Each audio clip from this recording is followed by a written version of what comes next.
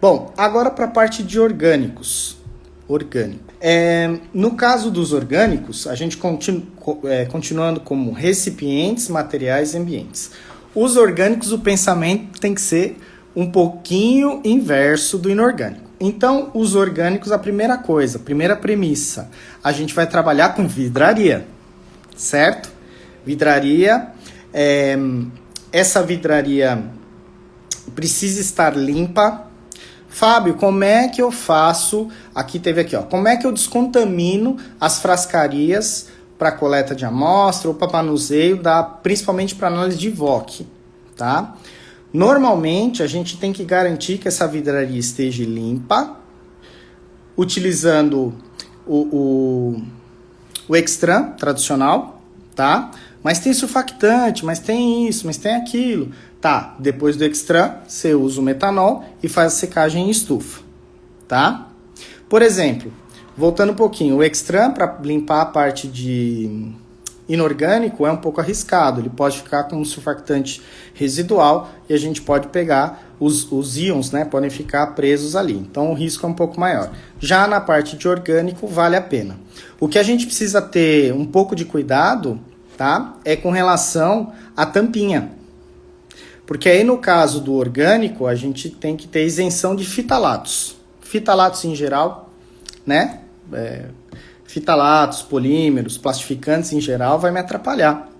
Entanto que tem alguns fitalatos que a gente até monitora para ver se não é ele que está atrapalhando o background, tá?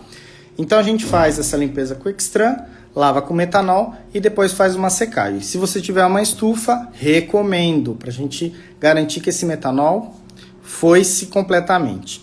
Não tem perigo para o VOC de contaminação, justamente porque no VOC a gente não faz metanol, né? A gente faz muitas outras coisas, tá? Deixa eu ver aqui. Radassa, por inorgânico, já vi a orientação de usar o Extran neutro. Procede? Radassa, é o seguinte, ó. Dá para usar se você prometer para mim que depois você vai garantir que vai sair todo esse Extran, tá? Mas lembra-se que você tem que controlar esse risco. Até pode ser utilizado se a limpeza está muito pesada, tá? Mas você tem que controlar o risco, senão vai começar a bater, os inorgânicos vai começar a aparecer lá na sua análise de CPMS, tá? No caso dos inorgânicos, também recomenda você deixar toda a plasticaria overnight em ácido nítrico, tá? De 5 a 10%. Deixa overnight, esquece lá, no outro dia você pega, seca bonitinho, tá? E aí utiliza, tá?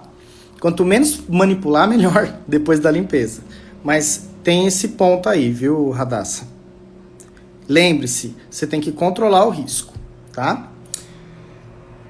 Vou voltar para os orgânicos. Então, no caso dos orgânicos, a gente usa o vidro, né? Com a isenção do fitalato, cuidado com a tampinha.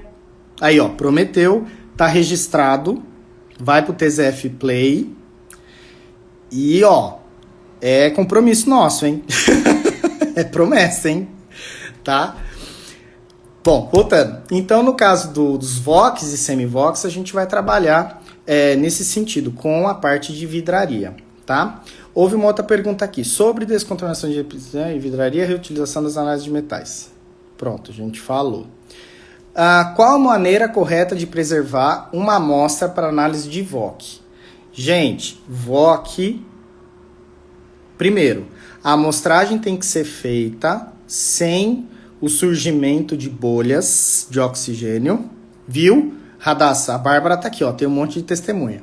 Sem a bolha na hora. Então, quando você faz a amostragem, tem que ser em fluxo baixo, tem que ser de forma não turbulenta, tá? Porque se eu deixar oxigênio dentro, ele pode reagir com alguns compostos lá voláteis, tá? E aí pode haver degradação e você não vai ter uma medição correta. Esse é o primeiro ponto. O segundo ponto é temperatura. Você não quer ver voláteis? Tudo que você for fazer com volátil, nós temos que trabalhar com temperatura baixa ou a mais baixa possível. Para tudo, inclusive preparo de padrão. A gente tem muitos casos, né, de muitos clientes que falam assim, poxa, meu GCMS da marca B ou da marca A não faz benzeno. Meu GCMS da marca B, C, G, H não faz cloreto de vinila de jeito nenhum. Eu acho que é o meu instrumento que não é bom. Deixa eu te contar. Deixa eu te contar. Na verdade, a gente primeiro precisa ver se o ambiente que você está fazendo, né, a tomada do padrão, fazendo a amostra, preservando a amostra, está na temperatura adequada. Né? A gente condena a outra ponta, mas tem que fazer a nossa parte também. Tá? No caso de VOC, isso é bem pronunciado. Bem pronunciado. Tá? No caso de semi-VOC, a gente precisa manter o pH baixo, né, para não ter nenhum outro problema. Temperatura importante? Também é importante, tá? Mas não é tão crítica quanto do VOC. Né? Do VOC, se puder levar os geloc, manter em gelo, fazer a amostragem com gelo, enfim, gente. Quanto melhor a estabilidade da temperatura, melhor você vai ter os seus voláteis, tá? Sua análise de volátil. No caso do semi-VOC, a gente usa a parte de pH baixo, né? Também em vidraria. Lembrando que vidraria de boa qualidade. Cuidado com a tampinha, para não puxar os fitalatos, né? Quanto menos, melhor, tá? E um ponto interessante para a parte de semi-VOC, principalmente, é a qualidade do reagente. Pessoal, quando você trabalha com GC, não é à toa que quando você entra no site dos fabricantes de reagente, tá escrito lá, Trace GC ou Pesticide. Olha só, esses fabricantes, eles conseguiram fazer uma linha de reagente, uma linha de solventes para atender aquela técnica, que tem a pureza adequada para atender aquela técnica. Né? Muitas vezes, dependendo da análise, o pessoal que trabalha com dioxinas e furanos, né, tem muito problema com tolueno, né? Ou hexano, aí dependendo da abordagem que você vai utilizar. Mas no final é porque quanto mais puro você conseguir que o seu extrato volte, né, você utilizar um solvente para voltar seu extrato, quanto mais puro, melhor. Então não é à toa. Vai para análise de traço nesse ambiente de orgânico, o solvente é imprescindível. Aí você vai lá, compra 1 grau HPLC e quer pegar partes por bilhão, partes por trilhão. Não dá? Não dá, porque ele não foi feito para isso, tá bom? Ou até um reagente de GC comum. Quando vai para traços, pesticidas, etc., vai atrás do reagente de traços, tá? Fábio, mas eu tenho um valor de investimento que tá complicado aqui, esses reagentes são mais carinhos. Não tem problema, verifica o desenvolvimento do seu método e reduz os volumes de uso, né? Quanto mais você conseguir reduzir, melhor. Outro ponto importante que eu queria conversar é que os equipamentos, né, do equipamento para dentro, tudo que você conseguir manipular com vidraria, e principalmente quando a gente vai para liner, para coluna, para esses insumos que vão entrar em contato com a amostra já na fase gás e com temperatura, a gente usa um termo que a gente chama de silanização. Então o vidro ele tem superfícies ativas, certo? Normalmente. A gente passa ele por um processo de silanização justamente para inertizar. Poxa, isso faz diferença? Se é traço, vamos evitar a fadiga e vamos eliminar mais uma variável, tá? Então, recomenda-se você utilizar o ultra inerte de cabo a rabo, né? Todo mundo fala aí da ultra inerte, tem alguns fabricantes que vendem aí UI, né? Ultra inerte, significa que o seu vial veio certificado e silanizado, o vial onde você vai pôr o extrato e a amostra, o liner lá está silanizado, certificado, a coluna está inertizada, né? Mais que o normal. Ela foi preparada, foi limpa de um jeito diferente. Então, a gente acaba recomendando, principalmente na análise de semi-VOC, ou dioxinas e furanos, ou etc., que a gente trabalhe nesse ambiente sem as superfícies ativas, tá? Sem as superfícies ativas aí dos materiais que vão entrar em contato com a sua amostra, etc., tá?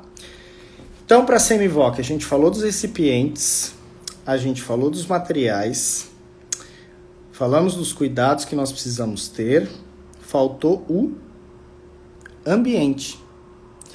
Bom, o ambiente para análise de VOC, temperatura, aquela brincadeira que eu fiz do ar-condicionado do 15 para os equipamentos, vale para o ambiente de VOC. E, gente, quando você tem um laboratório que você faz VOC, semi-VOC, né, a gente precisa isolar os ambientes. Onde se faz VOC, não se faz semi-VOC. Onde se faz semi-VOC, não se faz VOC. Tá? Justamente para a gente não ter nenhuma contaminação cruzada. Ah, Fábio, mas eu tenho só um equipamento. Tudo bem, faz as salas de preparo independente com acesso ao equipamento. Mas você só vai entrar no equipamento, no ambiente do equipamento, quando o extrato estiver pronto. Aliás, para toda a parte de análise instrumental é recomendado isso. O preparo, seja para inorgânico, orgânico, o que for, tem que ser segregado. O preparo tem que ser segregado da sala dos instrumentos, né? Eu tive um caso, agora voltando no inorgânico, hein? Eu tive um caso de um cliente que ele trocou um ICP óptico inteiro porque a corrosão ele não dava conta. E aí, né? Porque esse CP da marca B é complicado e não dá conta, e não troca um monte de placa eletrônica e nunca dá certo, e as placas estão sempre corroídas, tal. Então, eu vou trocar pela marca X, que aí vai resolver meu problema. Só que o que acontece? O preparo era praticamente, não era, mas era praticamente no mesmo ambiente, não tinha segregação, né? Aí o ácido, o vapor ácido que era gerado lá, migrava fatalmente, porque no caso deles precisava ter pressão positiva, migrava para o ICP, corroía tudo. E aí o problema não era só ICP, porque tinha um IC do lado, né? O pessoal tem mania, já que é tudo inorgânico, bota o IC do lado do ICP, né? Tinha um IC do lado. Gente, o IC tava também complicado, tava todo corroído a parte de dentro, de fora, do lado, tudo. Então, era o ambiente mesmo. Então, quando a gente fala de ambiente, a gente precisa segregar o ambiente de preparo do ambiente dos instrumentos. Esse é o primeiro passo. Quando eu falo de VOC e semi-VOC, o ideal é você ter uma sala de preparo de VOC que morre na sala do instrumento de VOC, segregado.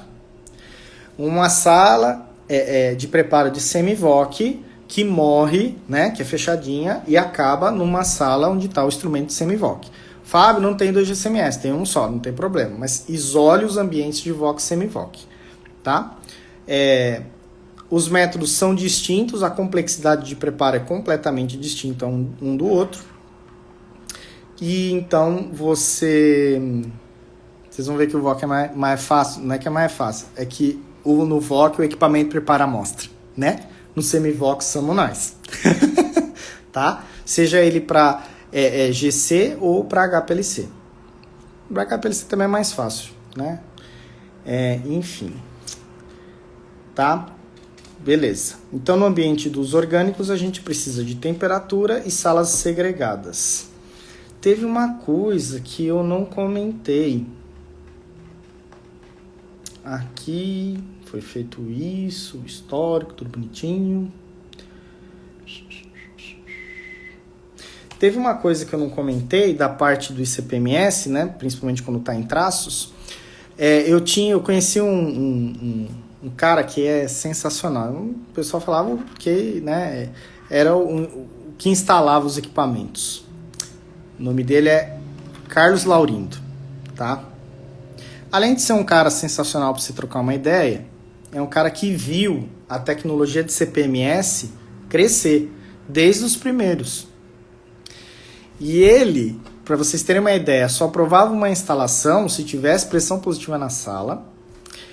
E ele tinha um lance com a tinta da sala que era surreal. Então a tinta ela tinha que ter o tempo certinho de cura.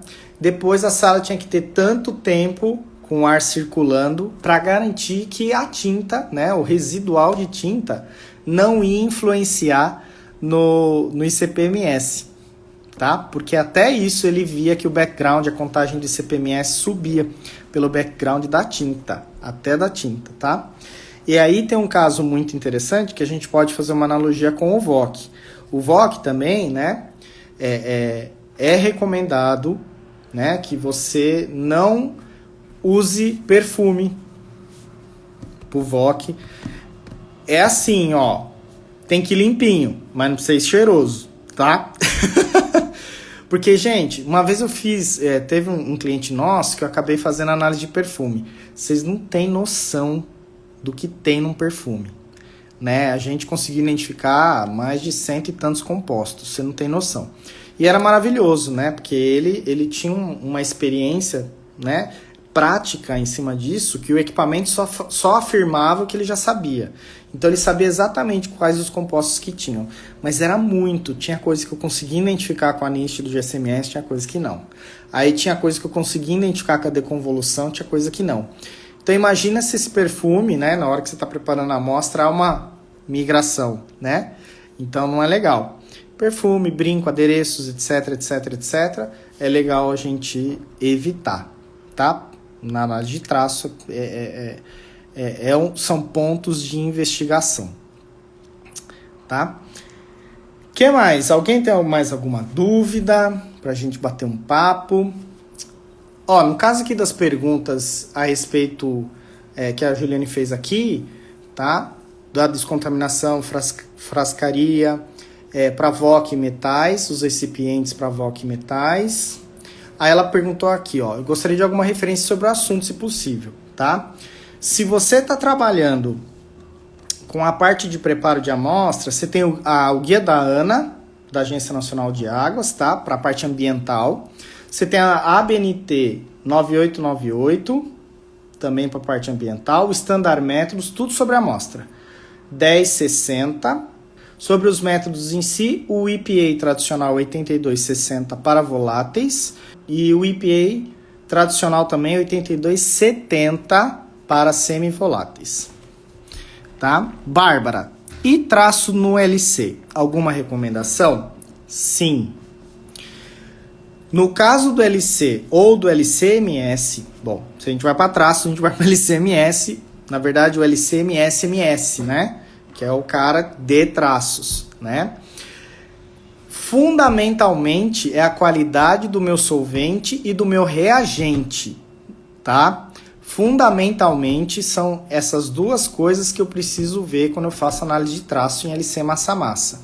Então, por exemplo, você tem acetonitrila, você tem metanol grau LCMS. É esse que você tem que utilizar como fase móvel. Legal. Aí você tem os ionizantes, tá? Os ionizantes são sais que tem que ter um grau de pureza LCMS. Fábio, mas o ionizante X, a gente não tem LCMS. Posso usar um tipo ACS? Depende. Se você olhar no certificado do ACS quais os contaminantes que ele vem, que ele tem que passar por um ICP e tem que passar por um massa para você usar no massa. Se você consegue verificar isso e avaliar, pode utilizar, tá? Por exemplo, hoje tem solventes, tem pessoal que não curte muito, mas foi um solvente que eu usei, eu achei muito legal. É da Honeywell, tá? Que é um solvente específico para LCMS. Essa classe de solventes está ótima. A Sigma tem outras qualidades de sais, né? De ácido fórmico, formiato de amônia e tal, que é grau LCMS. Você respeitar esses dois pontos, você consegue obter o máximo de sensibilidade do seu instrumento em LCMS-MS. Gente, só um cuidadinho aí, tá? Tem alguns colegas que quando vão oferecer um instrumento, eles falam assim, ó, o meu instrumento é tão sensível que eu nem preciso utilizar os reagentes de altíssima qualidade. Pessoal, se o seu instrumento é tão sensível, você está comprando para obter e usufruir aquela sensibilidade, é fundamental você comprar os reagentes de alta qualidade, tá? LCM e SMS tem muito disso. Então, por favor, lembre-se que a gente está trabalhando com background. A culpa não é do instrumento, a culpa é do background. Se você melhorar a qualidade analítica, reduzir a quantidade de contaminantes, melhorar os reagentes, melhorar os solventes, você vai chegar no traço, sem problema nenhum, tá? Agora, se você não prestar atenção nesses 3 pontos aqui, ó, recipientes, materiais e ambiente, aí fica um pouco mais complicado a gente chegar nos traços, tá? Mas aí no LCMS, uma das dicas é essa. Outra dica que eu dou no LCMS, não sei se vocês já trabalharam com hexafluoreto de amônia. É um ionizante aí que o pessoal está começando a utilizar. Ele é um pouco mais claro que os outros, só que ele traz uma sensibilidade bem legal, tá? Se você está numa dificuldade, não conseguiu com ácido acético, não conseguiu com ácido fórmico, não conseguiu com formeato de amônia, não conseguiu com acetato de amônia, que são os sais ionizantes tradicionais, tá? Pode partir para o hexafluoreto, que às vezes ele acaba te ajudando um pouco mais, tá? Ai, acho que era isso. Deixa eu ver o que mais. Acho que era isso. Então, nós falamos de GCMS, GCMSMS, LCMSMS. Falamos de CPMS, ó. Todos com a palavrinha MS, né? Quando a gente vai nesse universo de traços. Que mais?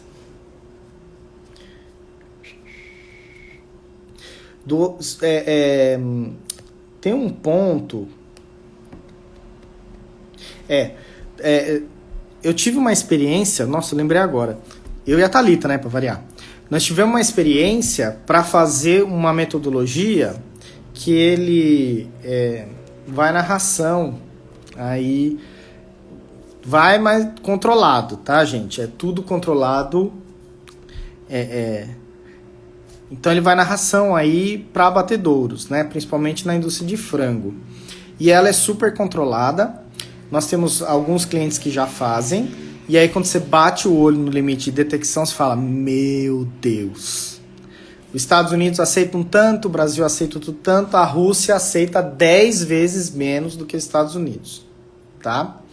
Esse produtinho é um cara que, esse composto, ele é um cara que ele acelera a alimentação, né? Então você consegue diminuir o tempo de abate e tal, é bem interessante. Só que ele tem que ser controlado, porque se a gente pegar isso como residual, pode dar complicação, principalmente no sistema endócrino e tal, né? Beleza, e eu e a Thalita fomos lá. Nós tínhamos um cliente, ele estava com dificuldade em desenvolver essa aplicação, por N motivos, né? Tinha todo um cenário, gente. E aí, o que aconteceu? Estava no desenvolvimento de método, né? Trocamos um reagente, trocamos a fase móvel. E aí a melena de base estava linda, eu já estava liberando, estava felizão, já estava indo fazer... Tiago, tudo bem? Vidrarias de borosilicato são contraindicadas para ICP-MS. Qualquer vidraria. O que você recomenda para garantir a descontaminação de vidrarias e ponteiras? Tá. Tiagão, qualquer vidraria. Vidraria, não.